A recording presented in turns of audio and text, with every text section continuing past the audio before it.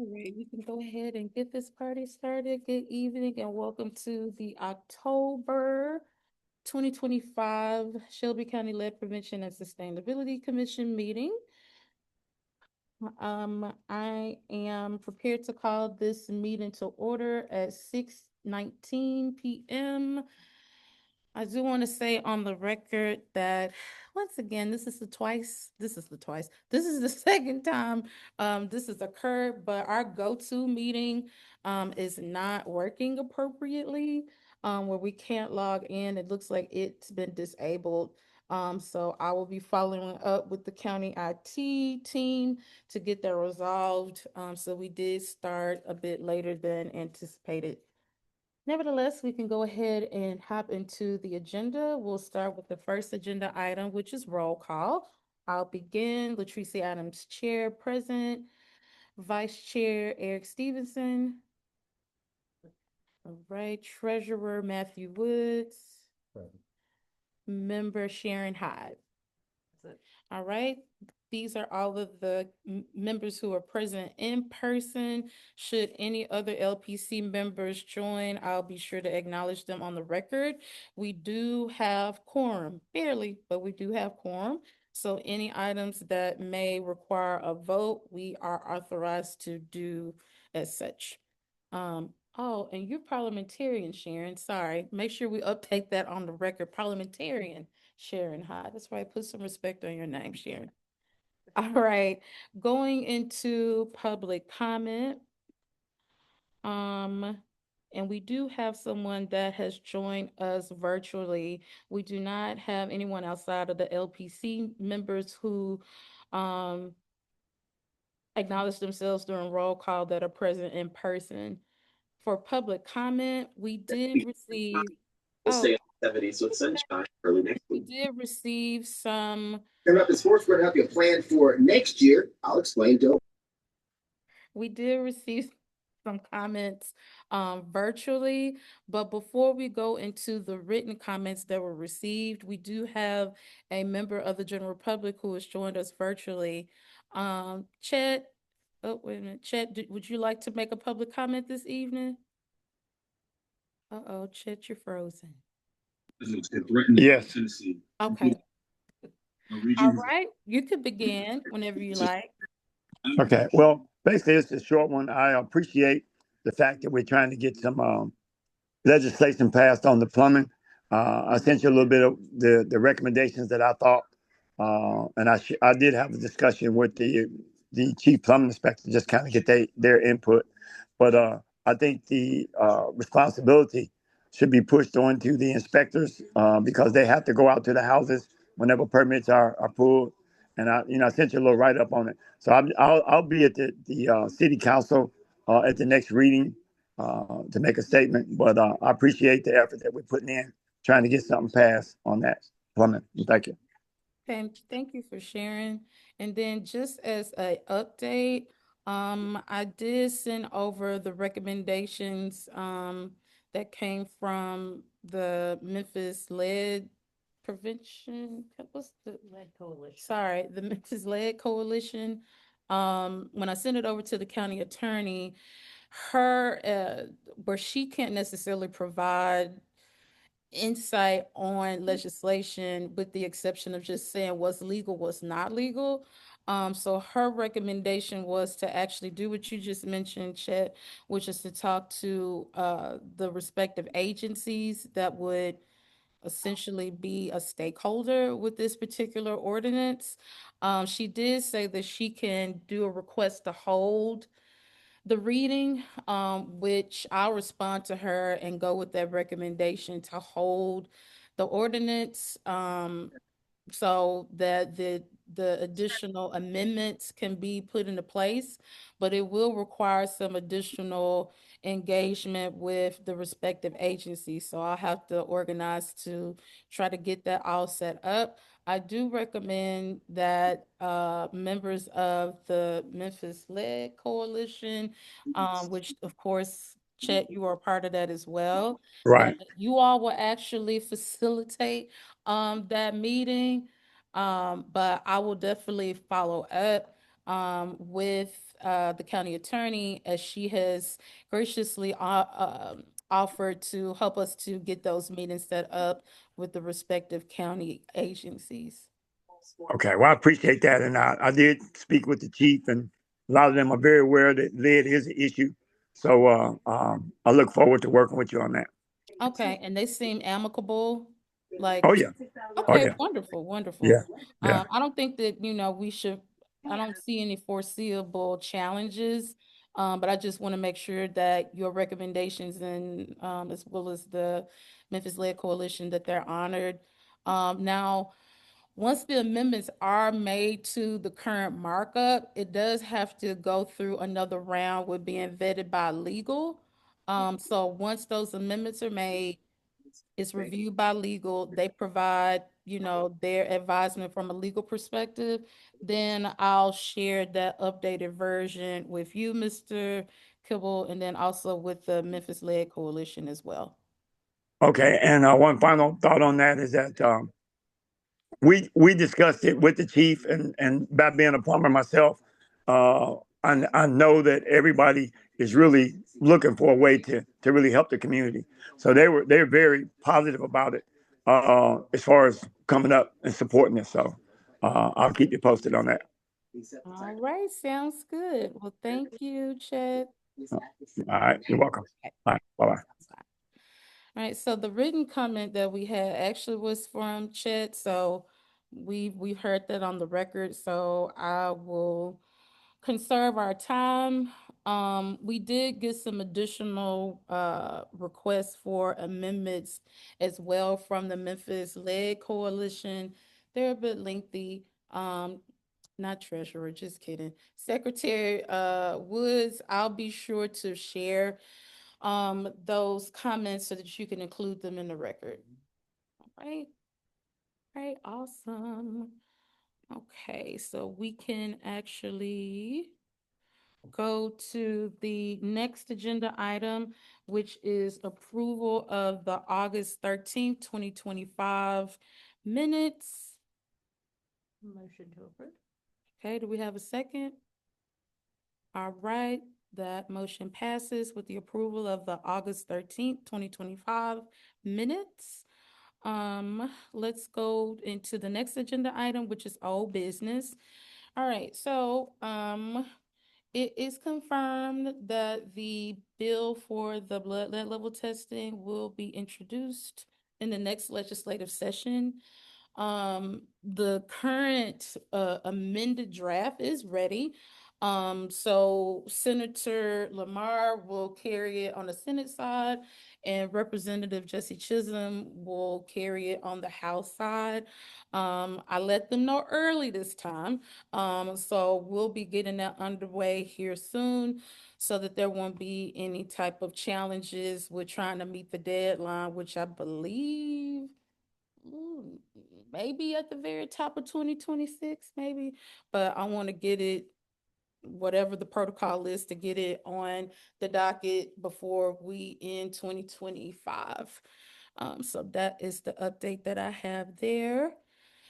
With the second agenda item, with the need for a state rule update, I did reach out to the state to get some guidance to see if the action level for lead testing in school drinking water, it literally needs to be updated. Right now, it's not legal because it's not updated to reflect the EPA's lead and copper rule improvements.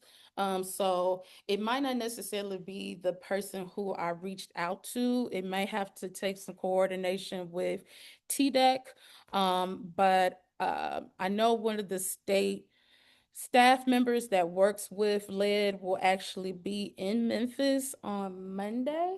So that may be another opportunity to get a bit more insight. But I think that we're getting a little bit closer to figure out like what it will look like to get that rule updated as opposed to going through the state legislature to try to get the amendment done. Because what we don't want to happen is for it to be too much heat on that bill. We do want to maintain that statute. But no additional updates. And I forgot, was there any questions on that item or the previous item? Okay. So, and you don't have to be, so is it just the fact that it's not updated that that's illegal, or is it? Mhm. Yeah, so it's just the level of remediation. So right now in the state of Tennessee, the level is at 15 up until 20. But with the new lead and copper rule, the level is at 10, which is still high. But what currently exists is even more concerning. So it shouldn't be an issue, but it may take a bit of navigation to figure out like what that process may look like. The biggest goal that we have is that it doesn't require a legislative change, which we know that that would be harder to do. So hopefully it won't be that big of a it won't be, what's the word I'm looking for? Um that it won't be real laborious trying to get this done. But I think kind of leaning in with the fact that it is currently not in compliance. Let me say that. Let me say not in compliance instead of illegal.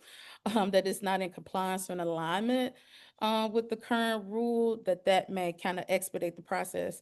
Now, I will say that this was actually the testing year. So technically because it's biannual, which I know that we don't like, I really would like for us to do testing every year.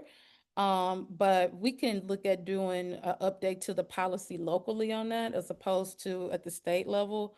Particularly because Memphis Shelby County Schools has had recurring schools and some of the same schools with elevated levels. But nevertheless, there is some time because they wouldn't have to test again based on the state law until 2027. Okay, so we got some time. But at least want to get that done before they have to do testing again. Um, and we have to be prepared that when they change the threshold, it's gonna be more schools. Absolutely. Yeah. Okay. But any other questions on either of those two items? Okay. Yeah.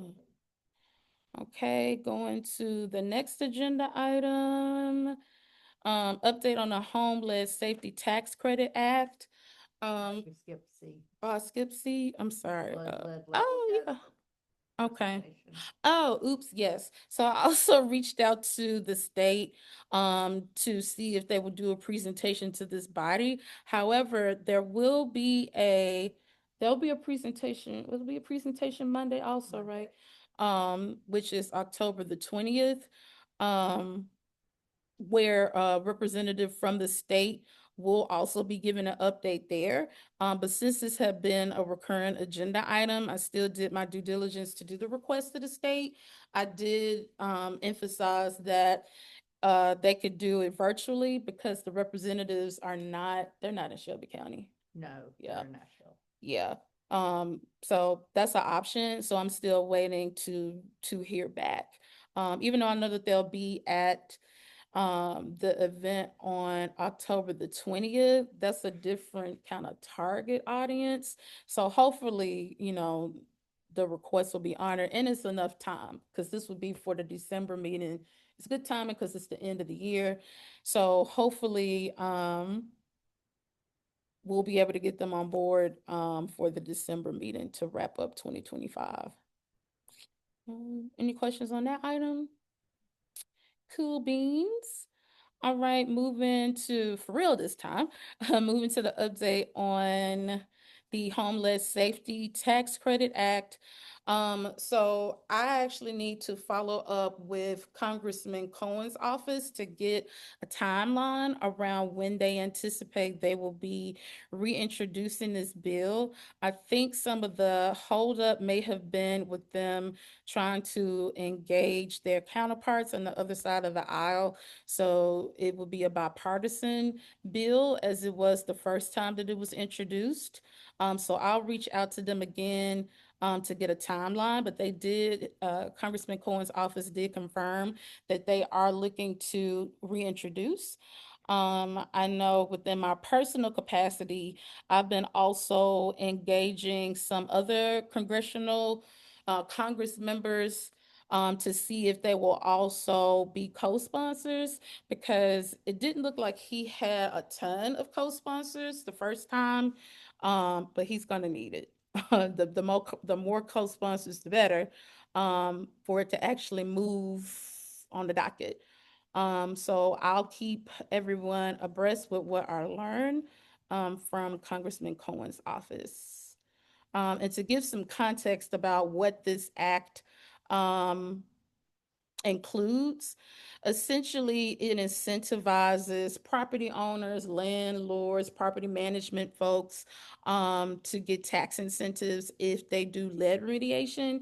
The way that the text in the bill is crafted is broad on purpose, where it may provide an opportunity for remediation inside of the home, which is great if we can get that done. So that means that with your indoor water infrastructure, so like your indoor plumbing, your tap, we know that with old housing stock, there are some instances where you might have fixtures, water fixtures in the home that could be leaching lead, which is a bit counterproductive, where even if you do get a lead service line, for example, if you have lead leaching at the actual tap, you'll still come back with elevated blood, not elevated blood lead levels, elevated lead levels. So that's very promising. I think that more capacity is perhaps needed with Congressman Cohen's office to raise more awareness around it, maybe get some more like campaigns, get some of the big green organizations to support or endorse the bill. So it's some significant work that needs to be done. And I think that it's very timely, because lead right now, specifically, even with lead paint and with lead service line replacement, is not a contentious uh, issue area right now as of today. So we need to get the ball rolling on that before something shifts. Any questions on that item? Cool. Okay. This next one, I'm excited about this update about the drinking water and clean water state revolving funds, or for short, SRF funds. Memphis Light, Gas, and Water made history with being the first utility provider to get state revolving funds earmarked for lead service line replacement. Very proud of President McGowan. That was one of the first acts that we had with him. Is he in year 3 now or 2?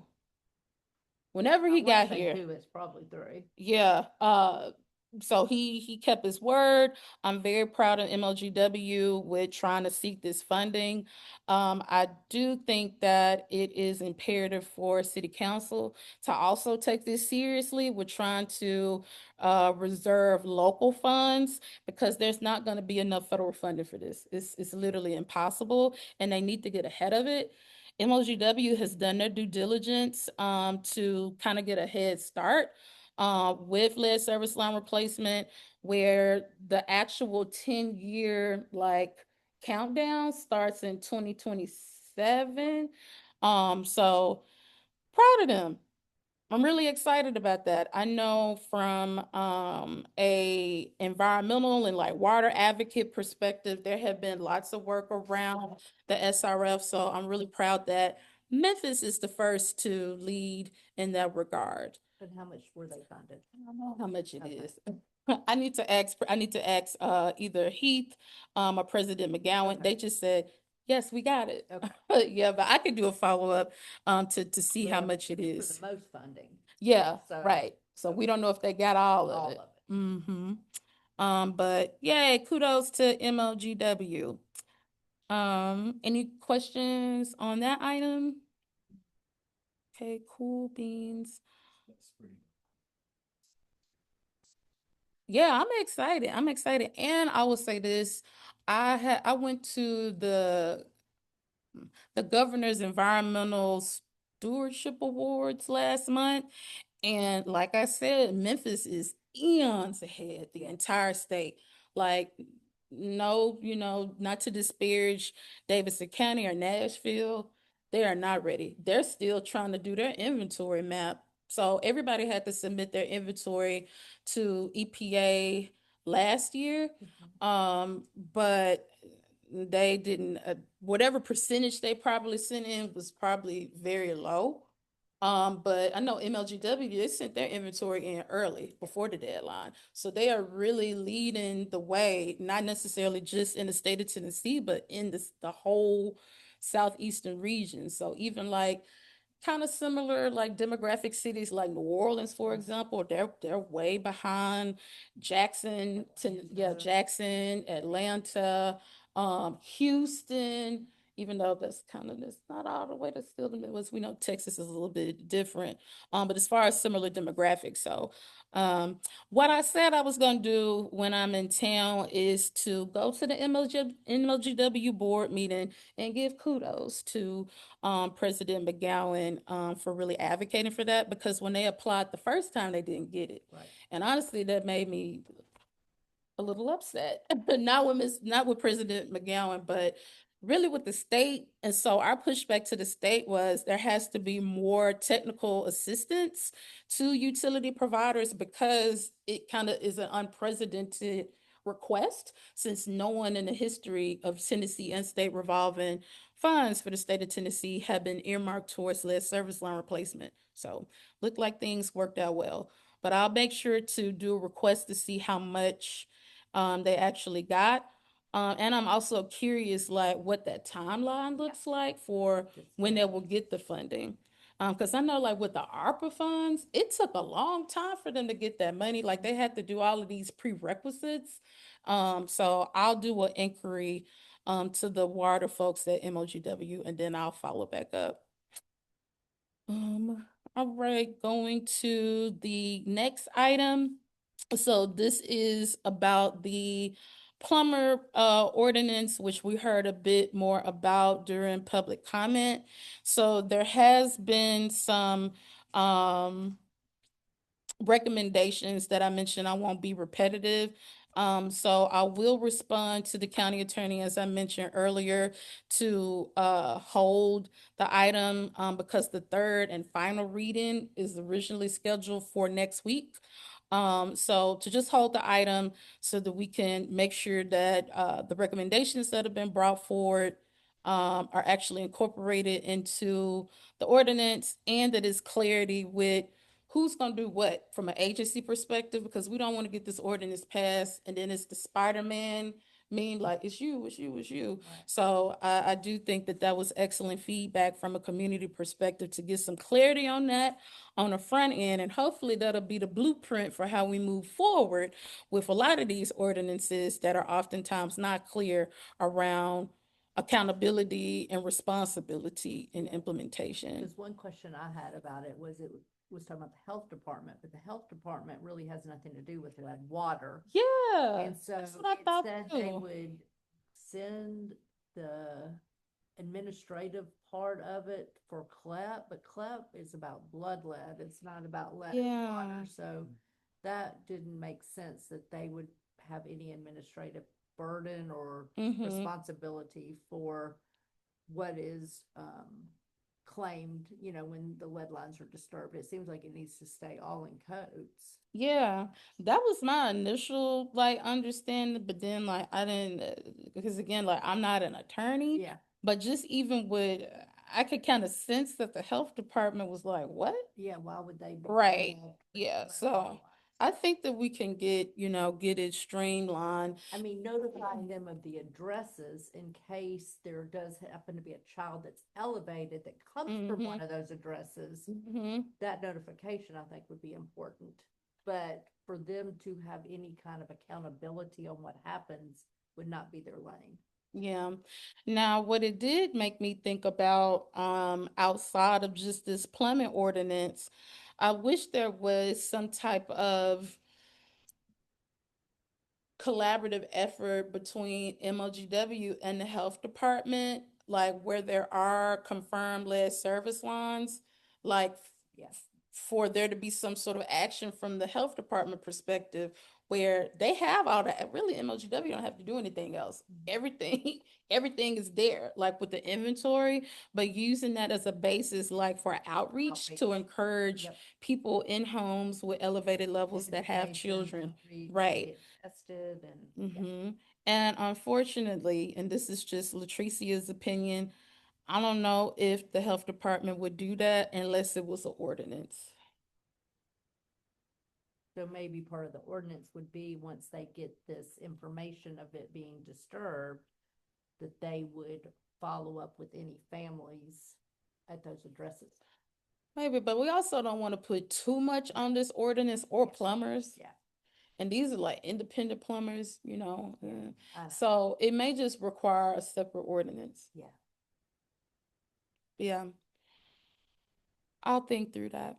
But I do think and I will say that President McGowan has acknowledged that, there should be more coordination between agencies. So maybe what I can do, because I've been needing to do this anyway with now Chief Zena, that might be a good entry point to kind of like get his insight, because part of his work is to kind of liaise Right. between all of the various agencies. So, yeah. Okay. Let's see. The next agenda item. Okay, so I wanted to do a quick discussion. So this item actually can also count for, it's another item. This item can also connect with the first item under new business, with the Memphis City Council Blight Ordinance. So currently, when not we, in my personal capacity, we do monthly canvassing efforts right now in South Memphis, with notifying people that they have lead service lines, but then also doing referrals to the city and the county for their respective lead programs. But in the process of doing the residential engagement, there's a ton of commercial blighted property in South Memphis, and many of which actually have significant amounts of lead. You can see the lead paint chips, honestly. And so we had initially reached out to code enforcement to, one, like send photos, of these blighted commercial buildings, to get insight, like what happens, like what does accountability look like? And it's real gray, where it kind of feels like, I don't want to say that like they're not going to do anything about it, but I just think that there's a lack of clarity. So what I'm trying to unpack is to see if with this blight ordinance, which is not going to come up again until January, because it was a lot of community pushback on a lot of aspects of this blight ordinance. But nevertheless, I'm trying to figure out if there's a way to address commercial properties, not residential. The reason why I don't think that it should be inclusive of residential is similarly to what community members were resisting, is that you don't want to penalize people that are already in economic distress. If you don't have enough money, like for the upkeep of regular things within your home, like why would you have money to do this? And we don't have any type of mutual aid or resources to support those families. So my thinking was to focus on from an accountability perspective, are those blighted properties? I would say commercial properties or county-owned vacant. Yeah, because they're a mess. They're definitely like Yeah. things that's in the land bank Yeah. that are extremely problematic. And then also, I know this wasn't in South Memphis, but this was a couple of years ago when we were still focusing on North Memphis. It was an old home that was burned. Remember that? That was was it by a grocery store or something? Was it about Kroger? Yeah. Something. maybe. Anyway, it was very problematic. It was lead and other debris everywhere, and then it was just wide open. So, and it was like by like a grocery store, a high traffic area.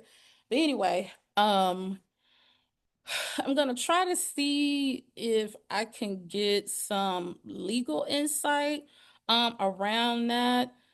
Uh, yeah, because it's complex. Um, around like how to interpret that. So like would it constitute like as a nuisance? Would it like I don't know like where it would fall. Well, I But mean, codes already has a no lead is part of the International Property yeah, Standards Code, so.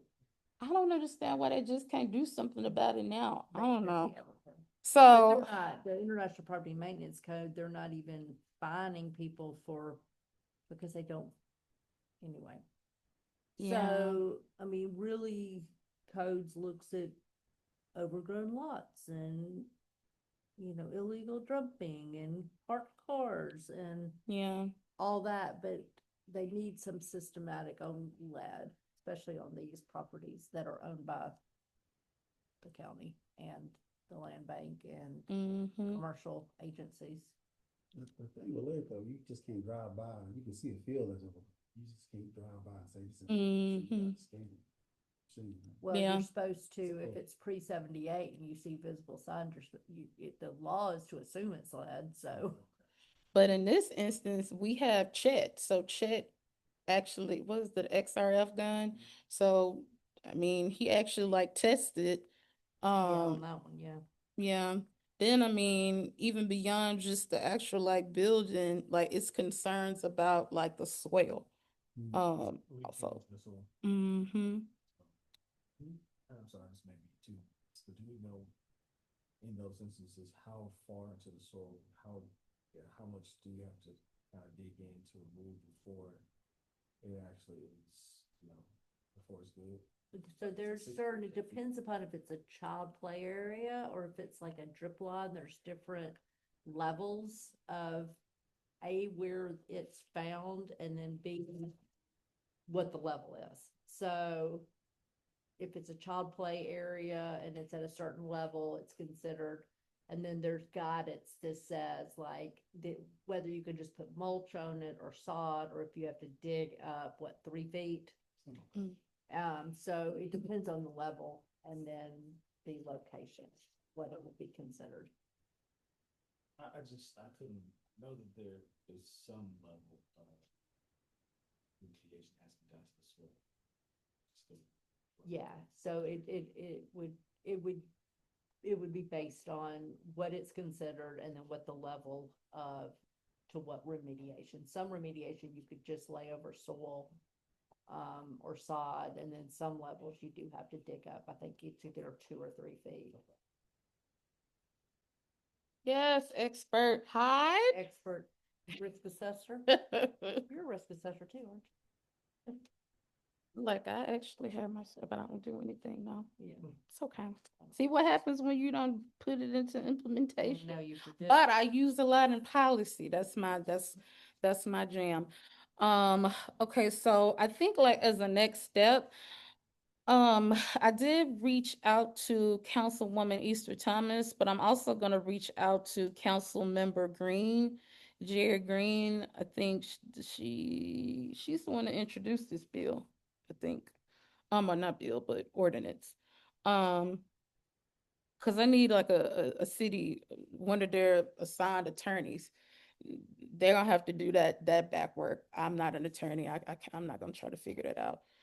To see like if what legally could be included in there, and then also to get some insight around what code enforcement can do right now outside of the ordinance to address those issues. And I planned on bringing this up to the mayor's environmental team. Unfortunately, we have not been meeting for me to kind of, because that's where there's a lot of players at the table. It's, it's the court that's looking at environmental issues, it's the attorneys, it's codes there, it's the mayor's office, and talk, try to figure out, hey, how we could.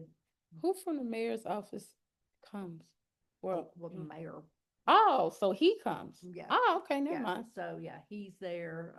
So how we could use our canvassing to Mhm. go into their data that they're collecting for other things with Mhm. Blight, but we haven't met. So I still Hmm. have, when we meet again, to kind of bring that together.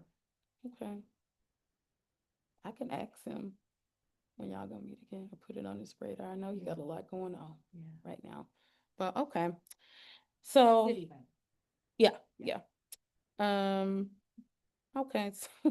So that'll be my next step is to follow up with Councilwoman Green and do and include Councilwoman Easter Thomas to get the ball rolling with that. And offline, I'll just tap uh Mayor Young about the, and you said it's the Yeah, the environmental team. environmental team. Okay, there we go. All right, cool, cool. Going to the next item. With the update on East High School window replacements. Woo, hallelujah. It looks like we have finally got to the finish line on this. Woo, kudos to the county led program, the city, Sharon and GHHI, LaBonner, for really providing us some excellent feedback to MSCS. I'm glad that they were receptive. I wish this would always be the case. I'm really glad that it, was positive. It was very positive. I'm really happy that it was resolved. Now, what I will say is um, is still another next step where I do think that there should be, and this is, we'll come to this in new business, but there does need to be an explicit policy that's specific to lead mitigation with All construction. schools. Right, because that was just east. I know for certain that they did some window replacements in Snowden. So, and I'm not even sure like how many else, other schools they've also done window replacement. So yeah. We need to do it while it's hot with with their test results showing high. They're Mhm. very aware of the water being high and people are Mhm. watching them. So this is a good time for them to. Yeah, and I'm trying to think, and I forgot, and I should be ashamed of myself because I was at the district for 6 years to try to get something done ahead of budget approval because they just got their budget approval for fiscal year 26, I think. Did they? I don't know. I'm sorry. Yeah, Shelby County, Memphis Shelby County Schools. But nevertheless, we don't know how much it's gonna cost. So I do think like getting it in policy will allow more flexibility from a funding perspective. Because I do know, this came after the fact with some of the requests.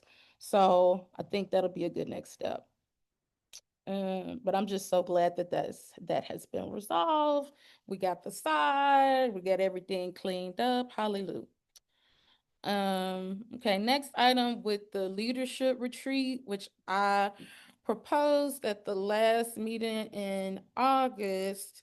Yeah, we never had one and we got started in 2019, but we did have some COVID years in there. We did. Ooh, Lord, we were going through it. So I wanted to get like some dates out there. Um, let me see, I'm looking at oh, there's too many things open on my phone. Looking at the calendar. Um, I know personally for me, once December hits with like work stuff, I'm done. Like with with programming, we're done. The years has come to an end. So I have more flexibility in December before Christmas, of course. Or excuse me, before the holiday. Um, so I would assume like a weekend day. Yeah, like a Saturday. Okay. Mm, Cause our meeting in December is on the 10th, I think. Did I make that up? Yep, it's on the 10th. I think we did this, so there'll be no problems coming up into the holiday. What about December the 6th? I was gonna say, it needs to be before so we can report at the meeting. Mm-hmm. 6 works for me.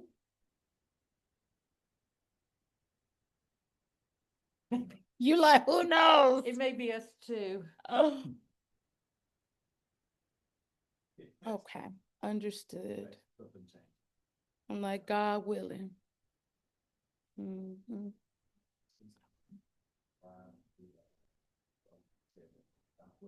Look, God willing. at this, that, and praising the Lord that you woke up in your right mind. Oh, that makes so much sense at this age. Okay, so December the 6th. All right, and with time, um,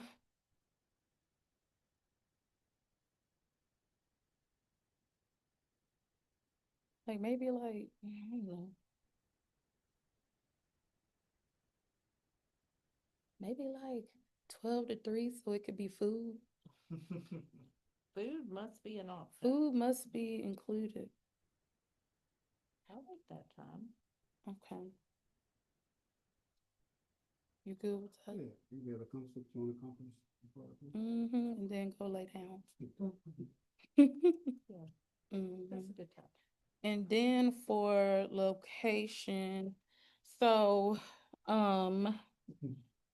we're welcome to, so in my building, there's like a really nice conference room. I mean, we can go there. I don't know, or if you have any, I live downtown, by the way. I think downtown would be nice. That will make it easier for me as well. See? That Look at that. probability is increasing. Okay. All right, so I will provide that to you all Okay. off the record. Yeah, Okay. thank you. All right, well, yay, come on, first retreat. Yay. Okay, so we got that taken care of. All right, and so now we can go into new business. We already discussed point A already, and talked about, well, partially with the next item, we'll make recommendations to amendments to, and that's supposed to be with the drinking water policy, sorry. It's time. We just need to reintroduce the recommendations that we made in what, 2019? Um, we're we've had three superintendents, 2 or 3 since then. Um, yeah, I think that like what Sharon mentioned, I think that it's really timely because of the reports that came out with this year's testing. I really do think from a local perspective that they need to lower the level. I think from a essence of persuasion is to bring up that like your policy is not in alignment with the lead and copper rule improvements. I think we can lead with that. Now, I'm trying to see, I can talk to board member Love, to see if she can, introduce the amendments and get it on the floor. I also was thinking about, engaging, um, uh, board member McKissick. I'm like, let me get it together because that's my board member, as well. The reason why is because she was actually the one that endorsed this commission. So that's what I was thinking about. So board member Love, board member McKissick. Thinking about also engaging, board member Porter Sparkus. Is that his last name? I'm trying to make sure that I'm practicing formality. But nevertheless, we just need to get this done, um, fairly quickly. So I will actually make it a point to do that engagement, this week. I'm sure that they will likely want to meet. I'll keep you abreast if you want to be included in that, should they desire to meet. Okay. Any questions on that item? Oh, okay. And to give a little bit more context, sorry. So the amendments are to lower the threshold for remediation, to also make the data public with all the tests, not just the ones that came back elevated, all of them. Put them on the website. Um, and then I think the other one, let's see, those were the two big ones. And then there was another one that was a big one. Lower the threshold, make it transparent. Remember those were the two big ones? What's the other one that I'm leaving out? Now it's gonna bother me. So the idea of putting on a website is making sure that there's adequate awareness that there's children affected in that space. Yeah, that, and so you could see like one, did they do it? Two, because verdict's still out.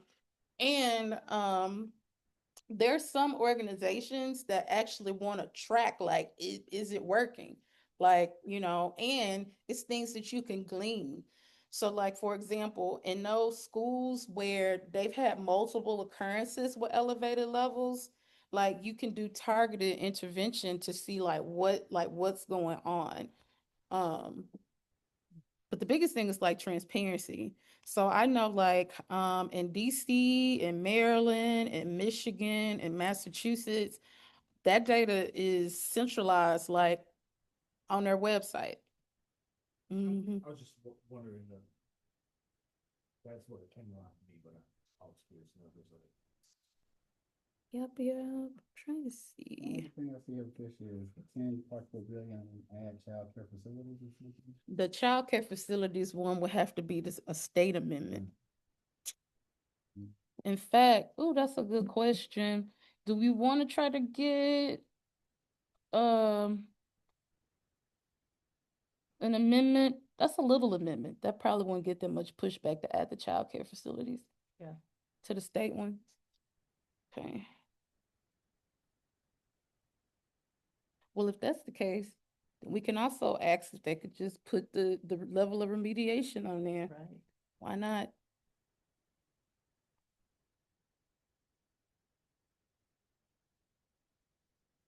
And I think leading, especially since we have a new administration that from the last time I checked is still in support of the lead and copper rule improvements. I think leading would just like, you need to be in compliance with like the administration. I think that one would be easy. For yourself. Okay, cool. We already talked about the lead mitigation policy regarding construction. I do know what we might have to do, and it could come through the Memphis Lead Coalition. Because we'll have to likely draft that policy because they don't know. Yeah, Yeah. for sure. Yeah, so I think that would be like a next step. Is to just get something drafted for them so it'll be easy for them to introduce. Now, what I will say, so that policy also will have to go through legal. My only concern is that's not their area of expertise on environmental compliance.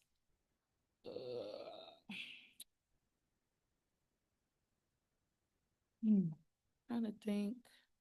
I got a solution. There is do you know Tom Neltner? Do you know him? He's a big time in lead. He used to work for EDF for a long time. He's an attorney. We could potentially bring him in from having like an attorney perspective on that, so that if there has to be engagement like with the districts like general counsel, that they can interface with each other, because you know how they do us that are not attorneys. Yeah. So yeah, I'll make a note to self to do that. Oh, yeah, that'd be good. And shoot, he's retired. He might just write the whole policy. Yeah. I'll sure ask him, Yeah, help absolutely. us. Yes, because he definitely asked me, what can I help you with? I got plenty. We got a lot. Oh, also there's another, actually on the water side, I know Environment America, We hadn't touched base with them in a while, but they might be helpful too with helping to do some work around trying to get these amendments to a local policy. Yeah. Yeah, because, yep, I always remember somebody asked me, what help do you need? Don't fret. We will let you know. Mm-hmm. Cool. All right, almost to the finish line here. All right, so the next agenda item, lead poison prevention week. We got a doozy. All right, let me pull this up. Oh, yay, thank you. All right. So it's a week full of things this year. I'm very excited about it. It begins next week on the 20th. So on day one, on Monday, from 9 a.m. to 11:30 a.m. is the lead awareness for health and early childhood providers. This will take place at the Children's Foundation Research Institute in the Chesney Auditorium at 50 North Dunlap. And so it will focus on state and local experts who will be presenting on the health effects of lead on children in Shelby County. As I mentioned earlier, there will be representation from the state at this event. Very excited about that. On Tuesday, October the 21st, 11 a.m. to 1 p.m. is the Lead Awareness Lunch and Learn for nonprofit, housing, and faith-based organizations. This will be at the Orange Mound Library, and the presenters will be from Shelby County Housing and the Memphis Shelby County Lead Safe Collaborative.